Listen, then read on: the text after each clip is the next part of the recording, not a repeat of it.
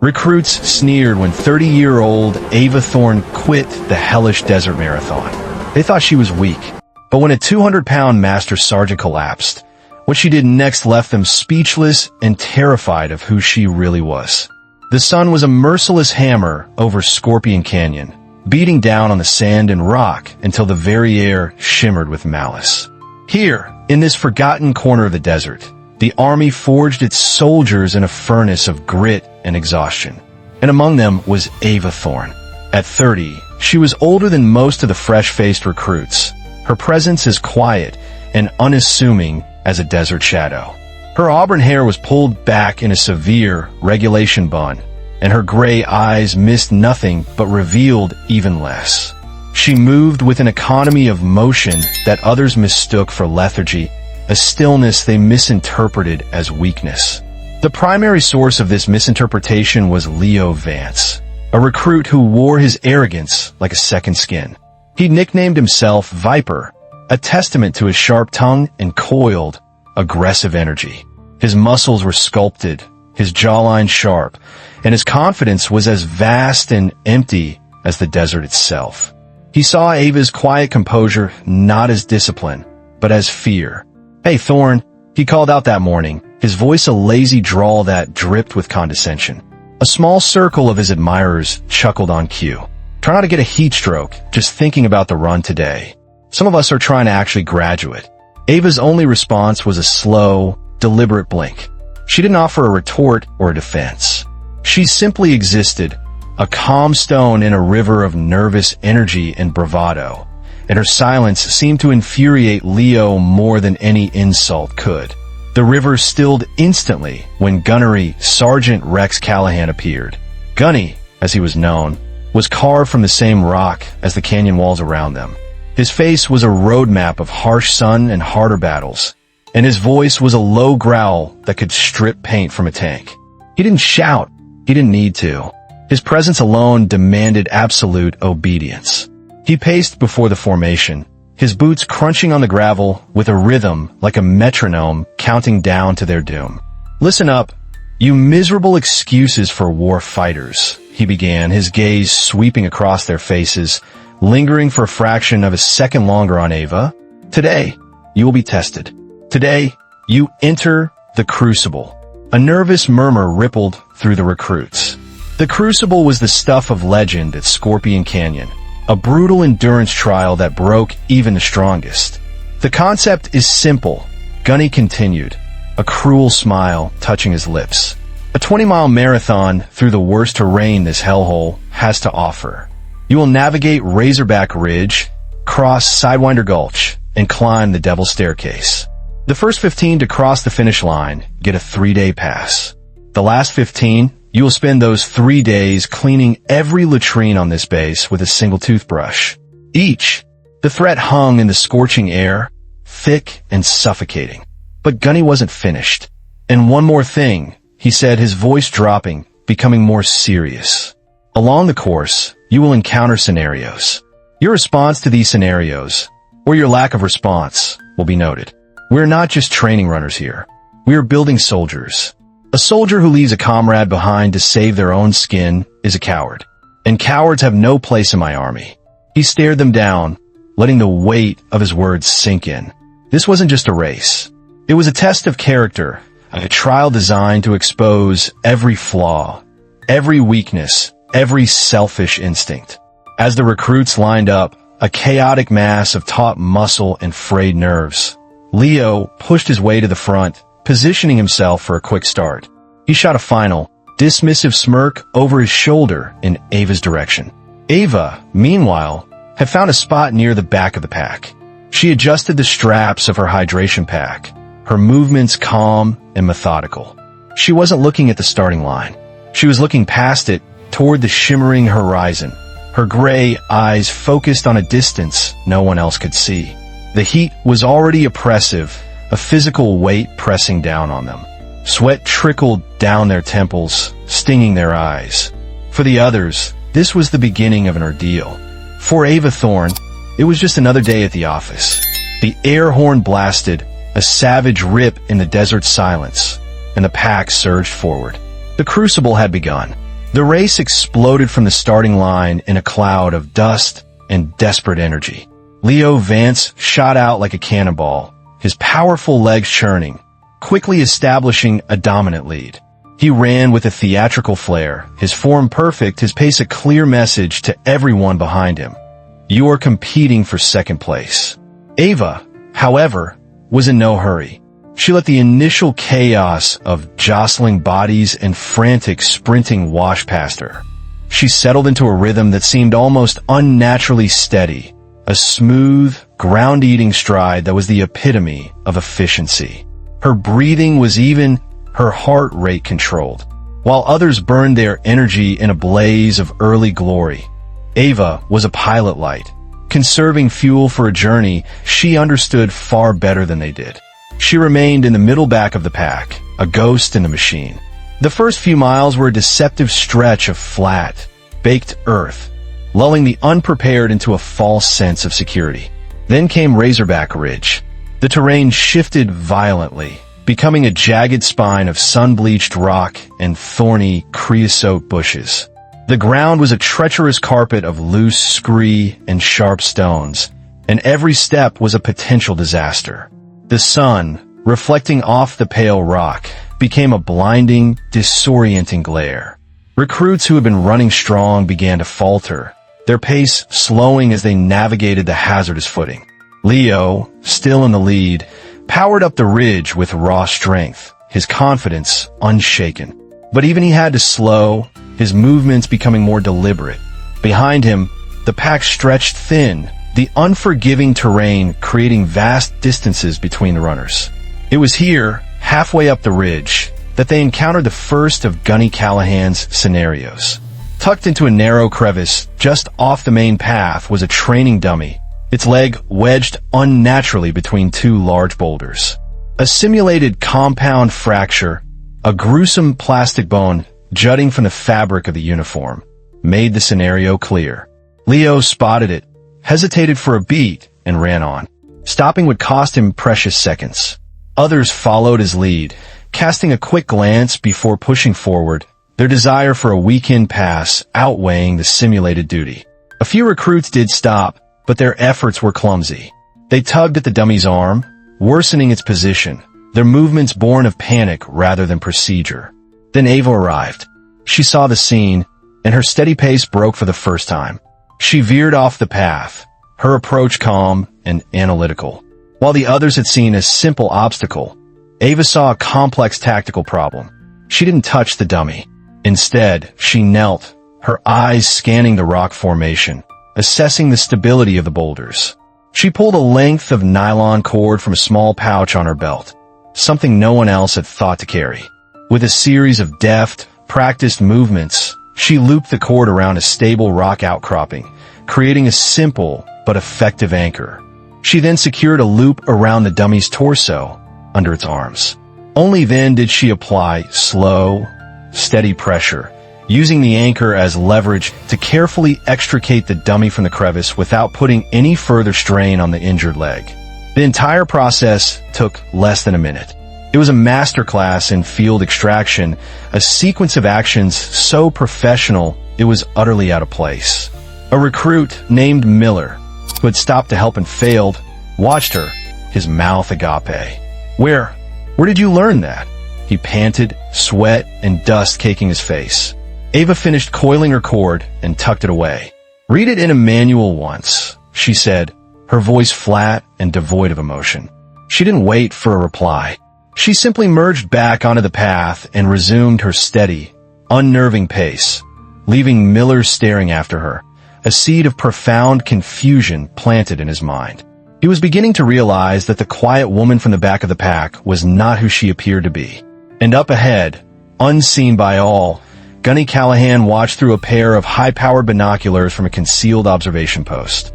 He lowered them slowly, a flicker of something unreadable, confirmation, perhaps, in his eyes. The test was proceeding exactly as planned. The sun reached its zenith, a white-hot eye in a bleached blue sky, and the crucible entered its most brutal phase. The course descended from Razorback Ridge into a wide, exposed salt flat, a shimmering expanse of white that reflected the heat back with suffocating intensity. There was no shade, no breeze, only the relentless, oppressive heat that seemed to suck the very air from their lungs. This was the section designed to break them, to sift the determined from the defeated. The recruits were now scattered, lone figures struggling against the vast, indifferent landscape. The initial bravado had evaporated, replaced by a grim, head-down determination to simply keep moving. Even Leo Vance's pace had slowed, his theatrical form giving way to a more practical, energy-conserving stride. Patrolling the course in a light tactical vehicle was Master Sergeant Gabriel "Gabe" Diaz. A 20-year veteran, Diaz was a pillar of the training cadre, a man whose quiet authority and immense physical presence commanded universal respect. He was built like a grizzly bear, a solid 200 pounds of muscle and experience. He was known for being tough but fair, a mentor who pushed recruits to their limits because he believed in their potential. He was, by all accounts, indestructible, which is why the sight of his vehicle stopped in the middle of the salt flat. Its door ajar was so jarring, and the sight of Master Sergeant Diaz himself, lying motionless on the ground beside it, was unthinkable. He had collapsed. This was not a dummy, not a scenario. The flush of his skin, the shallow, ragged gasps for air. This was a genuine medical emergency. He was a massive man, felled by the brutal, unforgiving heat. Leo and the two runners behind him were the first to reach the scene. They skidded to a halt, their faces a mixture of shock and indecision. This was Master Sergeant Diaz, a man they revered. But the finish line was only 5 miles away. A weekend pass, glory, and the top spot were within reach. To stop now would be to sacrifice it all. The internal conflict was written plain on Leo's face. He looked at the fallen sergeant, then toward the distant finish line. Duty wrestled with ambition. For a moment, it seemed duty might win. He took a half step toward Diaz. But then he stopped. He glanced at the other two runners, who were looking to him for a cue. With a curse under his breath, Leo made his choice. He turned away from Diaz and broke into a run, his focus locked on the finish line. "Medics will get him," he shouted over his shoulder, the words a weak justification for his desertion. The other two runners, after a moment of guilty hesitation, followed his lead. They ran past their fallen instructor, leaving him to the mercy of the desert. More recruits arrived in ones and twos. They saw the situation, the very real crisis, and were paralyzed by the same dilemma. Some shouted for a medic, their voices thin and lost in the vastness. Others simply stood there, overwhelmed and unsure of what to do. A man of Diaz's size, in this heat, 5 miles from help. Moving him seemed impossible. He was a lost cause, and their own survival, their own success was paramount. The scene became a grim tableau of inaction, a testament to the power of self-preservation over principle. And all the while, Master Sergeant Diaz's life was slipping away under the merciless desert sun. Through the shimmering heat haze, a lone figure approached, maintaining the same steady, relentless pace she had held for the last 15 miles. It was Ava Thorne. She saw the cluster of hesitant recruits, the stopped vehicle, and the large form lying on the ground. Her rhythm didn't falter, but her gray eyes narrowed, taking in every detail of the scene with an unnerving, analytical calm. As she drew closer, a few recruits turned to her, their expressions a mix of panic and helplessness. "It's Master Sergeant Diaz," someone yelled. "He's down." The sneers that had once been directed at Ava were gone, replaced by the blank stares of soldiers who had met a challenge they couldn't overcome. They expected her to join their circle of inaction, to become another bystander. Instead, Ava stopped running. She walked directly to where Diaz lay. She didn't ask questions or wait for instructions. She knelt beside him, her movements precise and economical. While others had seen chaos, she saw a checklist. First, she placed 2 fingers against the thick column of his neck, feeling for the carotid artery. Her touch was firm, professional. She found a pulse, thready and fast.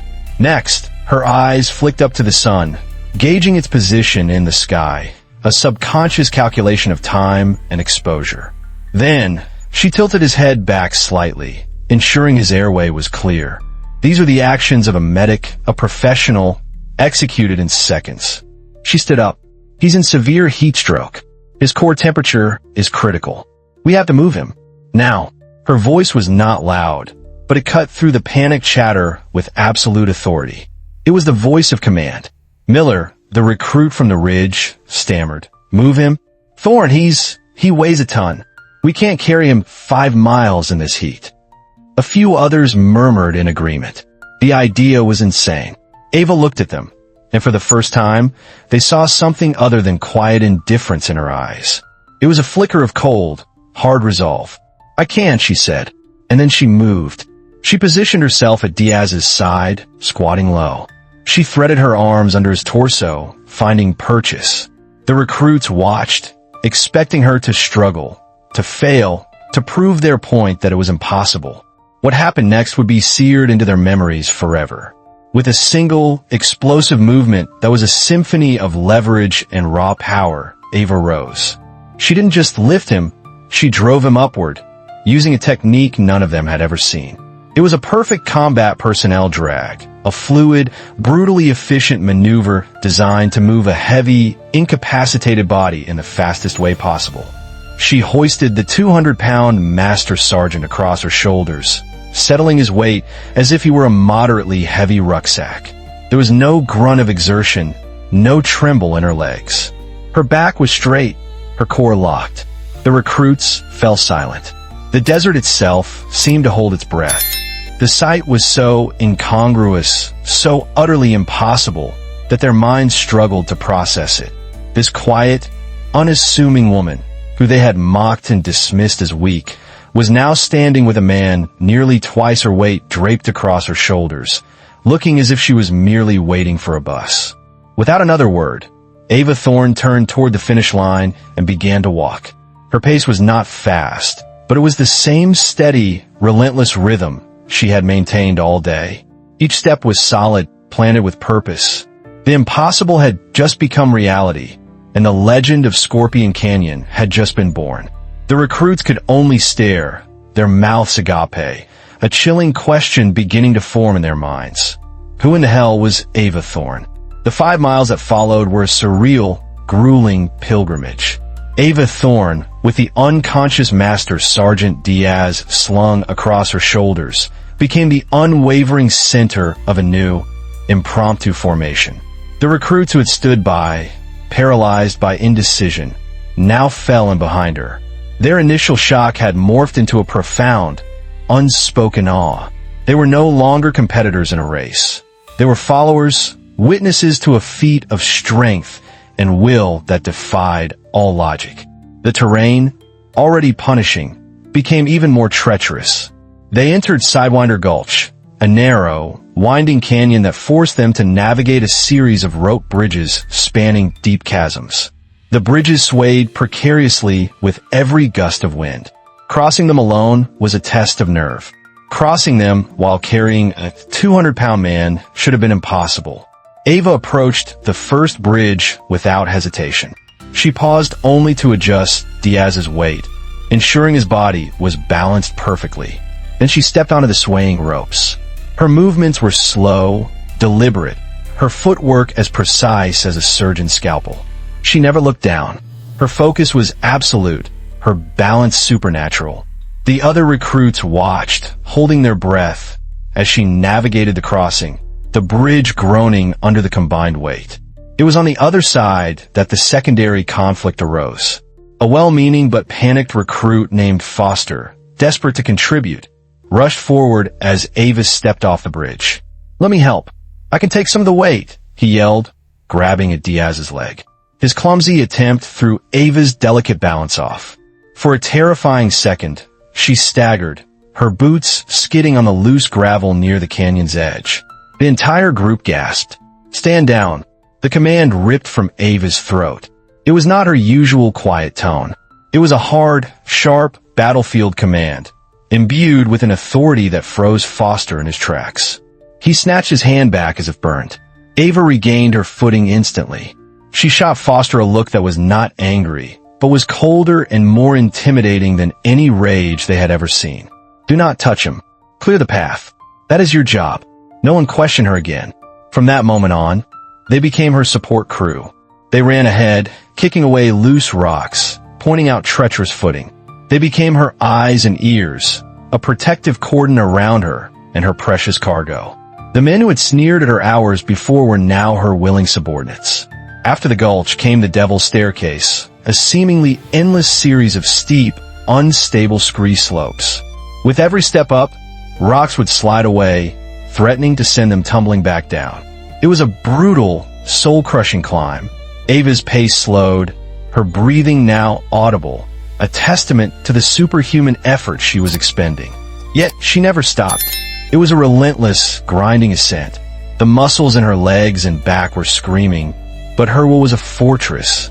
She just kept moving, one step after another, an unstoppable force of nature. The recruits following her were pushed to their own limits, just keeping up.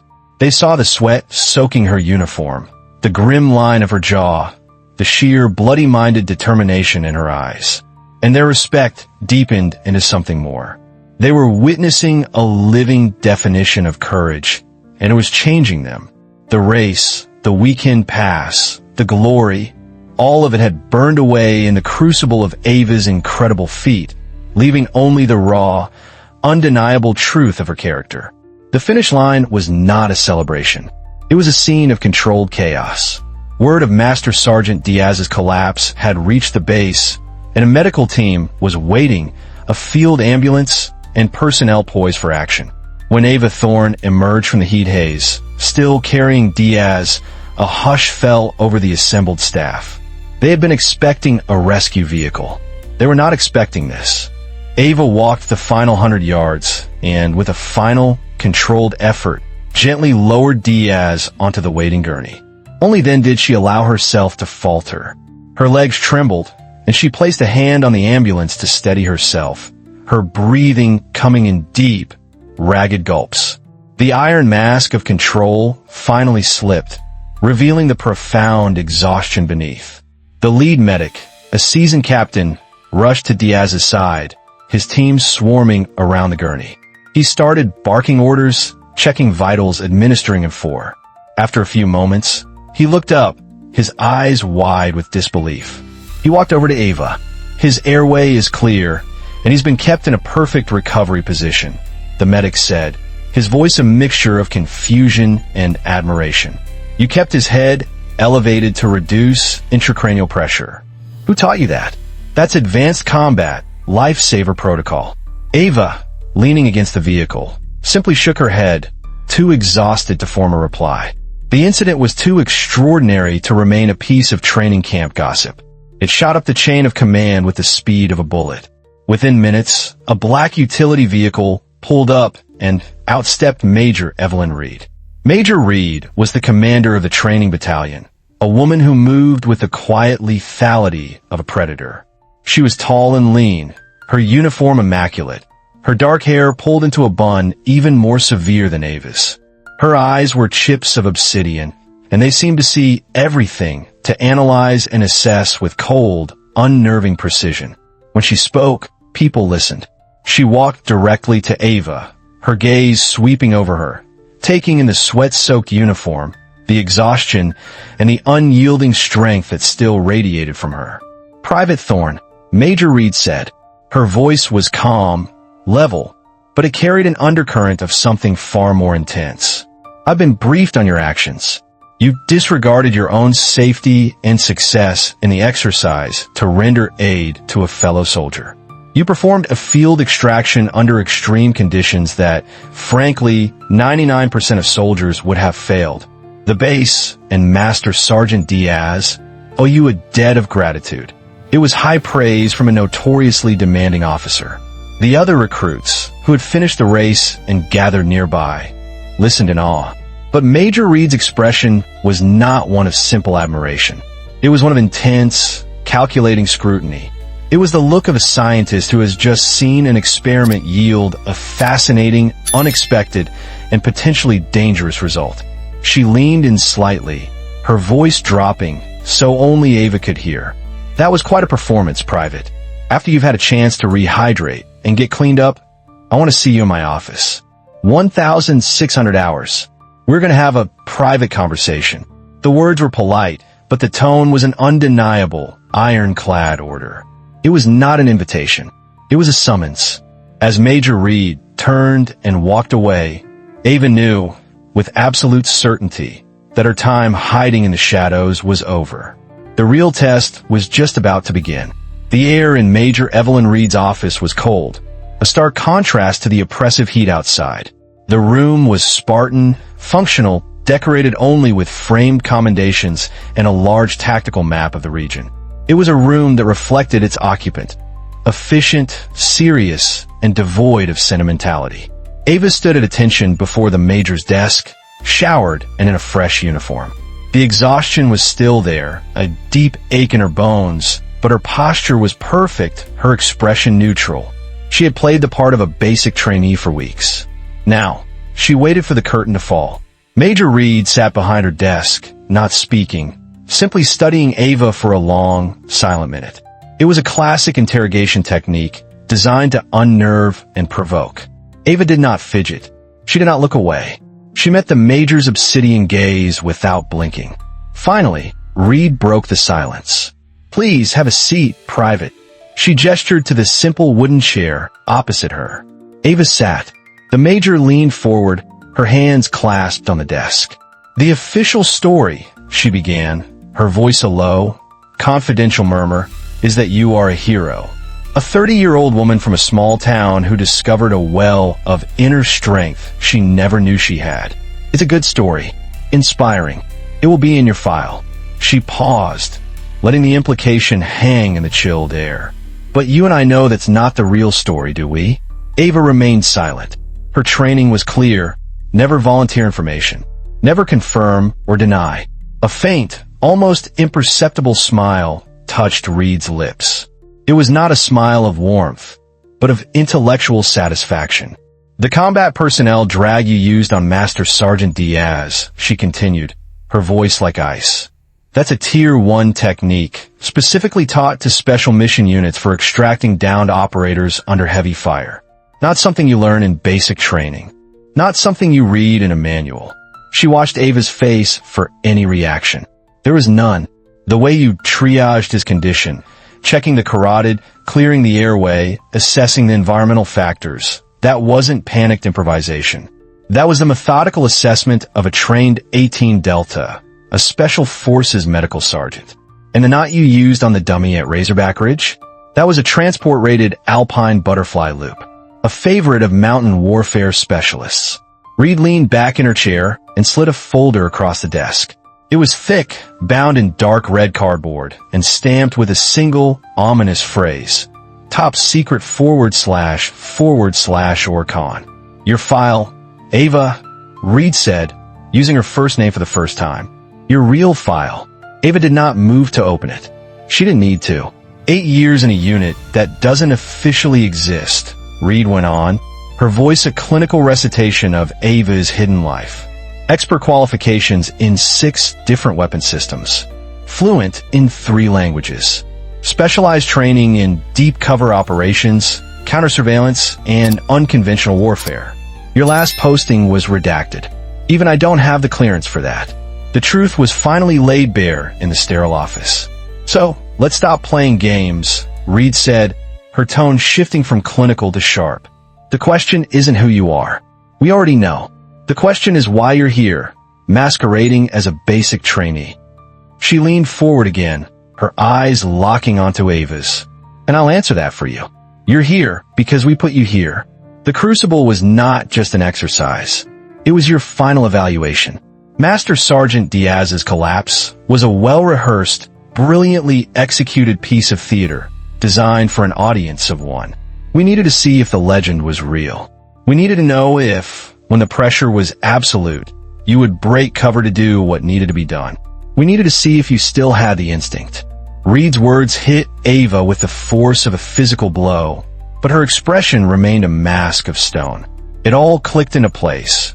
Gunny's lingering glances, the perfectly placed scenarios, the impossible situation with Diaz. It was all a setup, a grand, elaborate test. "You passed, Thorne," Major Reed concluded, her voice softening almost imperceptibly. "And now your real mission can begin." The mask of the humble recruit finally fell away. In the cold, quiet office of Major Reed, Ava Thorne became herself again. The transition was not dramatic. It was a subtle shift in her posture, a new hardness in her eyes, the return of an aura of quiet, lethal competence that had been deliberately suppressed for weeks. "What's the objective, Major?" Ava asked. Her voice was different now, crisp, professional, the voice of an operator. Major Reed outlined the mission. A new, radical paramilitary group was gaining influence in a volatile region, and intelligence suggested they had an inside source within the U.S. military, feeding them tactical information. The mission required an operative who could go deep undercover, someone with an ironclad, verifiable legend. "Your legend was born today, out on those salt flats," Reed explained. "You are Eliza Shaw, the quiet girl from Nebraska who surprised everyone by demonstrating extraordinary capabilities under pressure. That narrative provides perfect justification for your selection for an advanced training program, which will be your insertion point. It's clean. It's believable. No one will ever suspect who you truly are." The elegant, brutal simplicity of the plan was impressive. Her public, heroic act was now the cornerstone of her cover. When Ava returned to the barracks that evening, the atmosphere was electric. She was no longer just another recruit. She was a living legend. The story of her impossible feat had spread like wildfire. She was greeted with a mixture of awe, respect, and a healthy dose of fear. Leo Vance approached her near her bunk. The arrogant smirk was gone, replaced by a look of genuine humility and shame. "Thorne," he began, his voice quiet, I owe you an apology. I was an idiot. I judged you, and I was wrong. What you did today, it was the bravest thing I've ever seen. I ran. You didn't. That's the difference between a real soldier and me." Ava looked at him, her gray eyes analytical. She saw not the viper, but a young, insecure man who had just learned a hard and valuable lesson about himself. "We all make choices based on the information we have, Vance," she replied, her tone even. "What matters is what you learn from them." She offered a slight nod of acceptance, a gesture of grace that seemed to grant him the absolution he was seeking. Later that night, long after the barracks had fallen silent, Ava stood by the window, looking out at the vast, star-dusted expanse of the desert. The landscape that had been her crucible was now just a backdrop to the new, far more dangerous path that lay before her. Her time at Scorpion Canyon was over, but the story born here was just beginning. She had proven herself, not just to Major Reed, but to the part of herself that may have wondered if she still had what it took. She did. The quiet woman who stopped running had become a legend.